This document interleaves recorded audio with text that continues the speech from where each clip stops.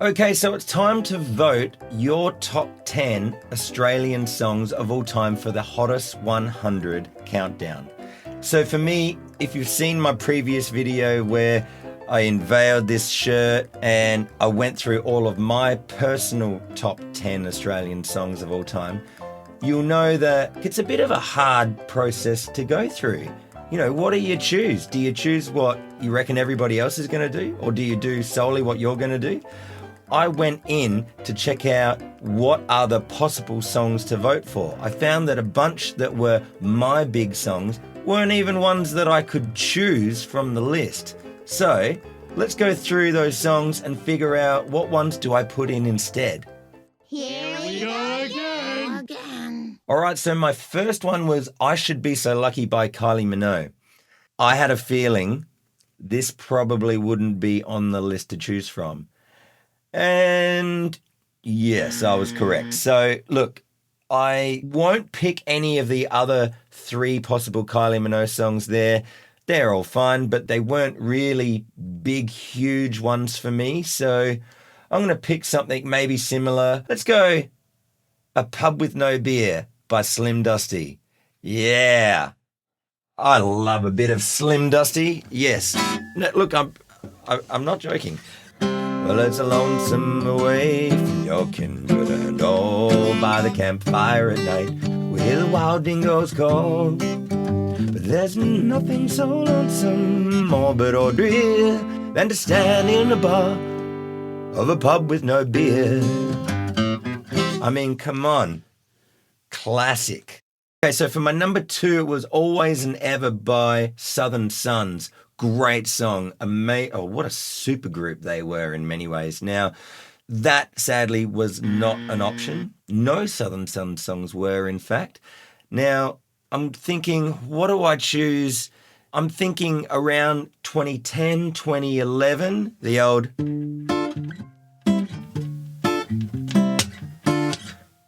Gotye is somebody that I used to know. Yeah, that song made a huge impression on me. I remember performing it, playing it heaps, and imposing a bunch of harmonies into the song when I was performing it that weren't actually there.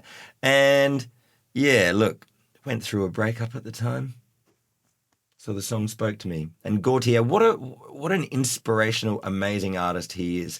The fact that he decided, no, I don't want to do another album because fame and huge success just wasn't what he was in it for. So I believe he still plays with the Basics. But yeah, what a champion. Great song. Okay, so my number 3, checking out Don't Go Now by Ratcat. That is an option. So I'll be voting for that. And my number 4 was FSO by Regurgitator. They have 3 other songs to choose from. So Regurgitator were way too influential on me to not pick a song by them. I'm going to go the song formerly known as. Great song. Ooh, things don't get no better than Regurgitator. Yeah. Alrighty, so I need to get into drop D. When talking about Silverchair, the song Spawn Again was not one of the 3 Silverchair songs that I could choose from. Sad. But thinking back, there were many songs of theirs that just really spoke to me. And this song...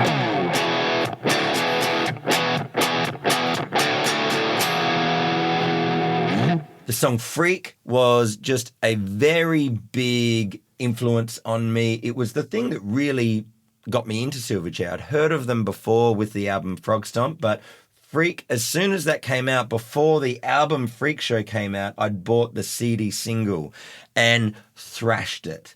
So let's go with Freak. Okay, so coming in at number 6 on my original list was the song Champion by Grinspoon. And sadly, that wasn't one of the 3 options. I think what Triple J have done is they've just gone, all right, here is what we deem the 3 biggest songs from any particular artist, and that's all you get. They've probably got so many things that they need to go through in order to put all of the votes together. So, look, they can do what they like. Now, so I need to pick something instead of that. And the 3 other Grinspoon song options, they're all right, but they weren't huge for me as such. So I'm going to think, what else is something that I just have to pick? And look, you can't go past Akadaka. Out of all of the songs, there's something about Back in Black that I just, still to this day, it's such a fun song to play and listen to.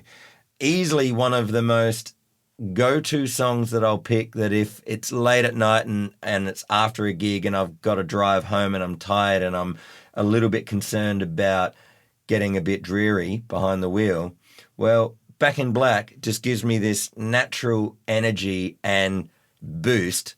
You know, I don't need energy drinks or coffee or whatever it is if Back in Black is able to be listened to at decent volumes. And I will also say that being able to play one of the guitar parts with Sing It Live with Chloe singing was just an absolute wonderful bucket list tick. If you're not aware of what I'm talking about, I'll leave a link below. You can go check out the version of the song. All right, so that brings us to the next one, which is song number 7, and the song This Old Love by Lior. Look, I would have been surprised if it wasn't one of the options, and thankfully it is. So that's my number 7 for sure. Of course, these are in no particular order. So moving on to my number 8. Number 8. Number 8. Number 8. The Others by Dukes of Windsor, sadly, was not one of the options. So what's something in that vein that I could pick to replace it that is available? And doing a quick search, this song was one of my ringtones back in the day. It's the song Broken Leg by Bluejuice. Walking around on broken leg, and I can't get you out of my head. And I can't get you out of my head. You don't want to know me. Great band, great song, great drum feel in the middle of the song. It's fantastic. Great video clip. I do recall I had a fun time using a microphone lead as a big skipping rope for an entire crowd in a big squashed pub performance of this song with a cover band around that time, and we actually got all of the drunken punters to skip with this big rope that wasn't a rope, it was a mic cable. Great memories of this song. I'll easily choose this. All right, so my number 9 was Better by the Screaming Jets, and yes, of course that has to be one of the options. Good on you, Triple J. So for the last one, my Good Times Jimmy selection with the band Born Lion, that was probably a little bit too cool for school, actually. So many songs. What do you pick? What do you pick? It's so hard, isn't it? So I'm going to, you know what? I'm going to pick, well, we don't need no one to tell us what to do. Oh, yes, we're on our own, and there's nothing you can do, so we don't need no one like you. That's what to do. The Living End, easily one of the most iconic Australian rock bands. Chris Chaney, amazing guitarist. The whole band's bloody awesome. That song they released on an EP and it went huge out of nowhere. I don't recall them being signed at the time. Maybe they hold the record for being the highest independent selling release. Don't quote me on that. It might not be correct. But then, yes, of course, then they re-recorded it for their debut album, and it's a classic song for a reason. It's one of those songs similar to Better, like it's epic in a different way, because Better starts off kind of medium pace and then goes double time at the end, whereas The Living End were known, especially in those times, for very fast, energetic tempos, because they were kind of rockabilly, I guess.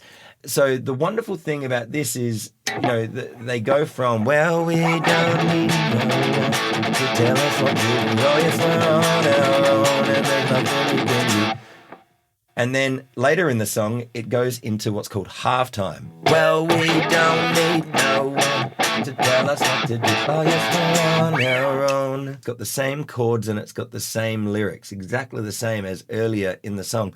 But it's not exactly the same because the feel is different. So if you're a songwriter, if you're arranging a song and you're thinking, I don't know if I've got any more new lyrics to write, I've got nothing else to say, well, maybe sing that same verse again, perhaps with a different way of delivering it. You could use that in many ways. I hope that's a valuable tip. So there's my 10 songs. I can't believe that I actually picked them. And I guess the good thing for me is that I had more options. And look, I could give many honorable mentions. Let's just say that there's bands that have great live shows, great albums, but we're talking about songs here. And I'm sure someone's going to leave a comment, oh, you didn't mention this song. And who knows, I might go, oh my God, I've actually forgotten it. Okay, let me just quickly interrupt and say that after filming this, I found out some information, which was that you can actually manually vote for songs that aren't in the selected list. Things that could have been brought to my attention yesterday! You know, I'm pretty happy. I'm going to stick by this vote that I've gone through these particular 10 songs because I just like being a part of the process where I gave myself these guidelines that I was going to choose from the selected list. And that's what I'm sticking to. So what are your top 10 that you have voted for?